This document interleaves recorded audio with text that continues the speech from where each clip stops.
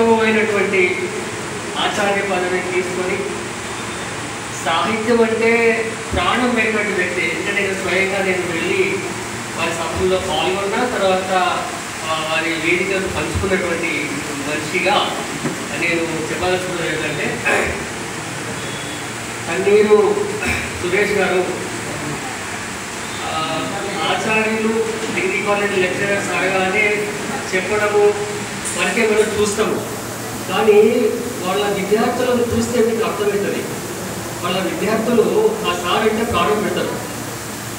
అది ఒక టీచర్ లేకపోతే ఒక గురువు సాధించాల్సింది. అలాంటి మంచితనాన్ని సాధించినటువంటి వ్యక్తి, మంచి సాహితీవేత్త సహృదయులు సురేష్ గారు.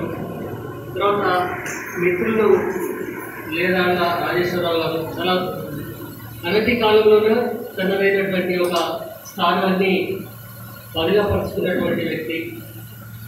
తర్వాత ఇవాళటి హీరో. అసలు సాహిత్యం అని గురించి నేను ముందు చెప్పిన తర్వాత ఇంకో 2 విషయాలు మాట్లాడితే పంచుకుంటాను. నాకు తెలిసిన విషయాలు నేను పంచుకోవడమే. వైరాగ్యం ప్రభాకర్ గారు రచయిత. ముందున్న అనేకమైనటువంటి సాహిత్యవేత్తలు ఒక్కొక్కరు పుంఖాలుగా వాక్యాలు, కవిత పంక్తులు, కవితలు రాసినటువంటి మేధావులు ఉన్నటువంటి సభ ఇది. ఇందులో ముందు ప్రసంగించినటువంటి రాజేశ్వరరావు గారికి చక్కగా సమీక్ష చేసిండ్రు. ఆ తర్వాత పుస్తకానికి వస్తే 2 విషయాలు మాట్లాడతాం. భూమిక అనే పుస్తకం కింద ఒక ట్యాగ్ ఉంది, ఆధునిక సాహిత్య విమర్శా వ్యాసాలు అనే ఒక లైన్ ఉంది. నాకు ఆ భూమిక అనే పదము ఇంతకుముందే చెప్పిండు సివికు ఏమని శ్రీవాద పత్రిక ఉందని. భూమిక కథల పుస్తకం కూడా ఉంది, తెల్ల రాజయ్య పుస్తకం కూడా ఉంది. సరే మళ్ళీ పెట్టుకోవచ్చు అని మంచి పదం. అయితే అలాంటి భూమిక అనే దాని కింద ట్యాగ్ లైన్ ఒకటి ఉంది. ఈ ట్యాగ్ లైన్ గురించి నేను మాట్లాడతాను. 1-2 నిమిషాలు.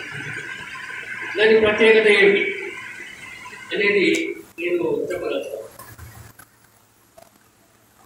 ఇందులో 2 సమీక్షలు, మిగతా అన్ని ముందు మాటలు అని ఉన్నాయి. ఈ 2 సమీక్షలు ముందు మాటలు వీటిని తీసుకొని ఈ ట్యాగ్ లైన్కు జత చేద్దాం. ఆ 2 ఈ ట్యాగ్ లైన్ కలిపితే అవి ఏమయ్యాయి? అది విమర్శ అయింది. ముందు మాటలు సమీక్షలు అనేది విమర్శ విమర్శ విభాగానికి కిందికి వస్తున్నాయి. అయితే ఈ విమర్శ విభాగానికి కిందికి వచ్చే క్రమంలో ఏది విమర్శలు, ఏది సమీక్షలు, ఏది ముందు మాటలు, ఏది విమర్శ అనేటువంటి ఒక ఆలోచన అనేది వస్తాయి. సరే, ఈ ఆలోచన అంతా ఇప్పుడు ఈ సభకు సంబంధించినది కాదు కనుక వీటన్నిటికీ ముందు ఉన్నటువంటి ముందు మాట అనే ఒక విషయాన్ని తీసుకొని నేను 2 నిమిషాలు మాట్లాడతాను. అంతకంటే ఎక్కువ మాట్లాడలేదు. తర్వాత పెద్దలు ప్రసంగించే వాళ్ళు చాలా ఉంటారు.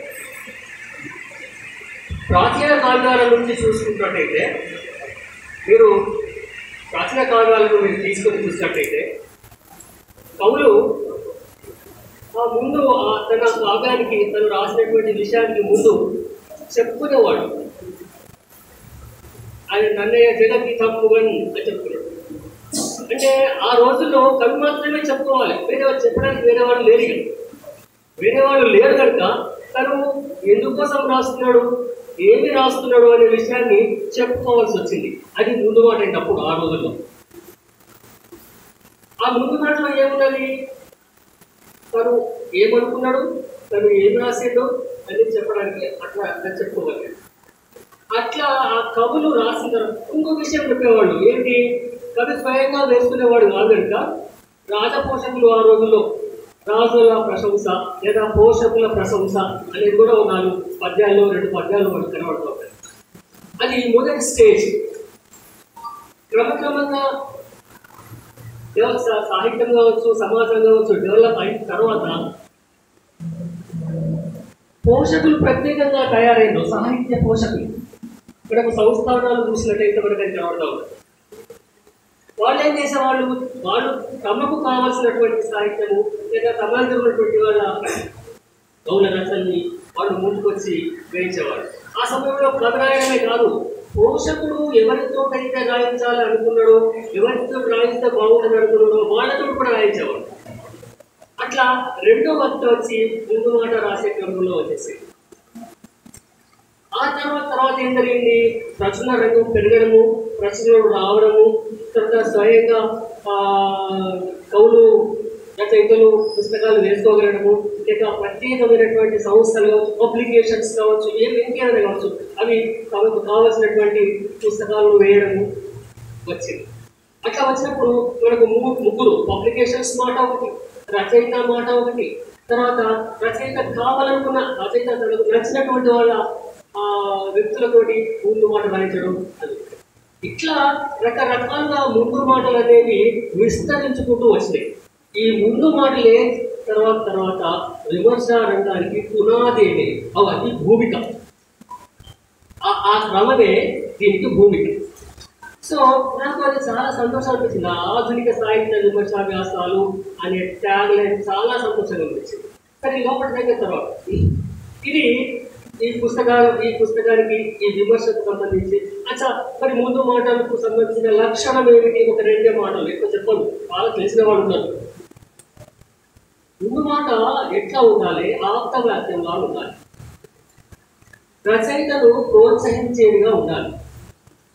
రచయిత పెన్ను మూసేసేదిగా ఉండకూడదు. అతను మరింత ముందుకు అడుగులేదా మరింత సాహిత్య సులభంగా చేసే విధంగా ఉండాలి. కనుక ముందు మాటల యొక్క లక్షణం అది కనుక వైరాగ్య ప్రభాకరు గారు ఆ లక్షణాన్ని పాటిస్తూ ఈ ముందు మాటలు అన్నీ రాసిందని నేను చెప్పదలుచుకున్నా. అది సత్యం కూడా. ఇది ఈ ముందు మాటలకు సంబంధించినటువంటి విషయం. దీని తర్వాత వైరాగ్య ప్రభాకర్ గారు, ఈ పుస్తకానికి సంబంధించి నేను చెప్పదలుచుకున్న విషయం. ఇంకొక విషయం చెప్తా, వైరాగ్య ప్రభాకర్ గారి గురించి చెప్తా. సార్ మీరు చెప్పుడేంటి 98 పుస్తకాలు 2 తెలుగు రాష్ట్రాలకు సంబంధించి అందరికీ తెలుసు ఆయన అని మీరు అంటారు.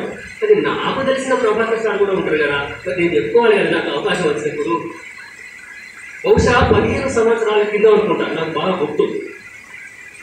ఫిలిం భవన్లో సాహితీ గౌరవ ఒక సమావేశం ఏర్పడింది. క్లోజ్డ్ అంటే ఇద్దరు పిలిచారు, ఎప్పుడు పిలిచినా వచ్చే ఎంతమంది 5-10 మంది కంటే ఎక్కువ రారు పెద్ద కూతురు.